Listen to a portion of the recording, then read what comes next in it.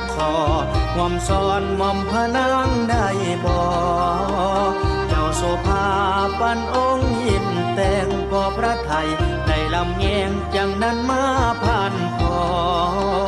ทำให้ไหลพิษสมัยโสภาอยากขอเสลงมาลุมพระนาภาคไทย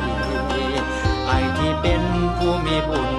ทรงธรรมจังได้เห็นคนงามเล่นน้ำเมืองใหญ่